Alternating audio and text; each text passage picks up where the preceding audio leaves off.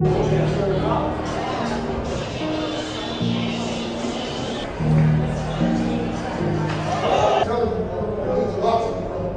niggas gave up on me. They gave up on me.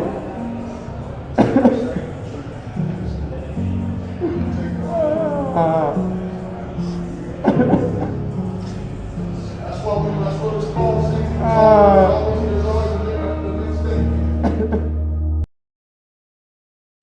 Top side three. Thomas dumps Bezhanishvili. This time Michigan wins. Thomas leaking up ahead. Reed. IT in the corner, given some space. Corner three is down. 8 on the shot clock. Reed to Thomas. Draws his arrow. Return now for Grand Rapids. Thomas gets by Sykes. Skips through the lane. Off the high glass, hitting the deck. It's so freaking awesome to cover some good news today, man. It's like, after watching all this content on very sad Isaiah Thomas stories, including a video of him crying, and then him absolutely destroying it in G League, I'm just glad to finally bring you guys some good news. Before we get to the content, just a reminder, man, we're giving away $500 to a subscriber that turns on our notifications on this channel. We're also giving away $500 once we get to 50K Instagram followers. That's like 500 followers away.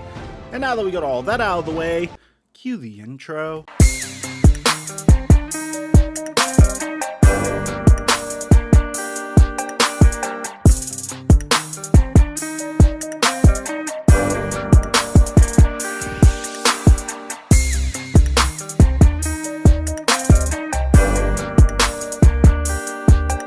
Mic check 1 2 1 2. What's going on, everybody? The story of Isaiah Thomas was such a feel-good story up until the 2017 NBA season.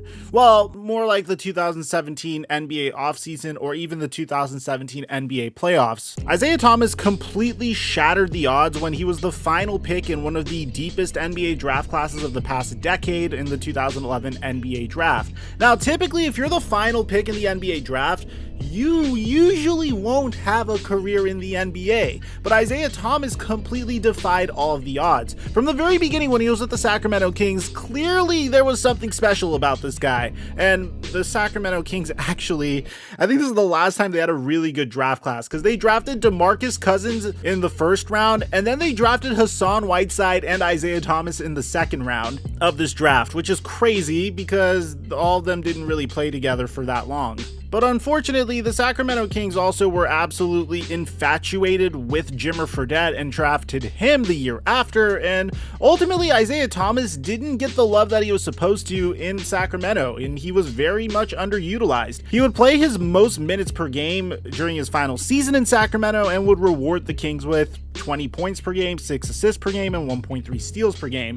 He would then get traded to the Phoenix Suns in a sign and trade during free agency. That wasn't really the best situation for this man either, because he was literally on a team with 2 other starting point guards in Goran Dragic and Eric Bledsoe. It wasn't until the Boston Celtics decided to trade Marcus Thornton in a 2016 first round pick that Isaiah Thomas really started to blossom. Now, in his first season with Boston, he averaged 19 points per game, shot 41% from the field, but he wasn't really necessarily a starter. He was just a role player more or less. The very next year, he became a full-fledged starter and would average 22 points per game and 36 from 3 and 42% from the field, and then he would have by far his greatest season to date during the 2016 to 2017 season, where he averaged 28 points per game, shot 46% from the field, and 38% from 3. The reason why this all worked out is because Brad Stevens was intelligent enough to know that in order for Isaiah Thomas to be utilized properly offensively and for the Boston Celtics to win games, there would need to be contingency plans to make up for his size on the defensive side of the floor. And when you're a player that's averaging 28 points per game and you're shooting an absolutely bizarre and you have a 26.5 player efficiency rating and a 7.8 offensive box plus minus, well, your team will be probably more willing to put up with how you are defensively. Unfortunately for Isaiah Thomas, that summer when he was a near MVP is when tragedy would strike.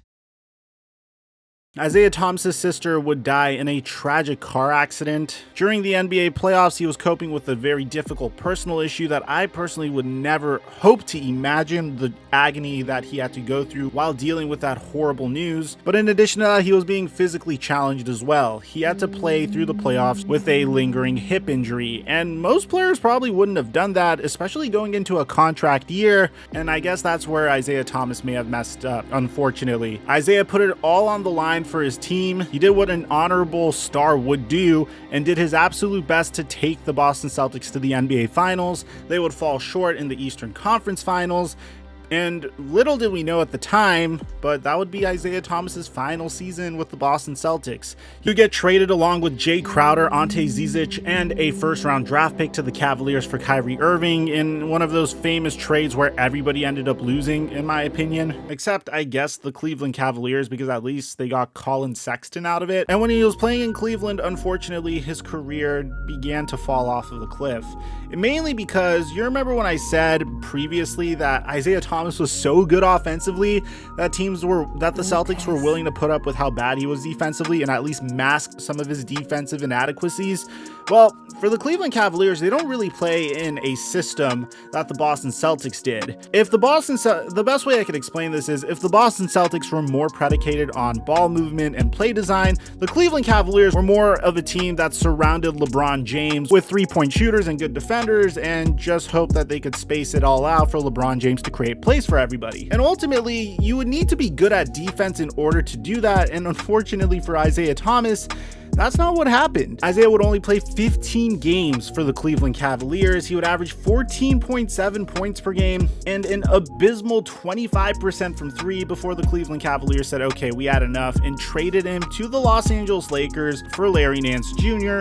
and Jordan Clarkson. And this is where it begins to get a little dark for Isaiah Thomas, because this was supposed to be his contract year, the 2017 to 2018 season with the Cleveland Cavaliers, but he opted to play and try to return as fast as he could just for an opportunity to potentially win a championship. But since he returned so quickly and showed that he wasn't really the player that he once was, he wasn't really getting those max contract offers that he was hoping to get. So he would bounce from the Los Angeles Lakers to the Denver Nuggets, where he would sign a one-year deal that offseason with the Denver Nuggets for the veteran minimum. Then the Washington Wizards for the veteran minimum, where at least they would play him significantly more than the Denver Nuggets would play him. And then ultimately last year, he would sign a 10-day contract with the New Orleans Pelicans, where he would average 7.7 points per game in like 16 minutes per game.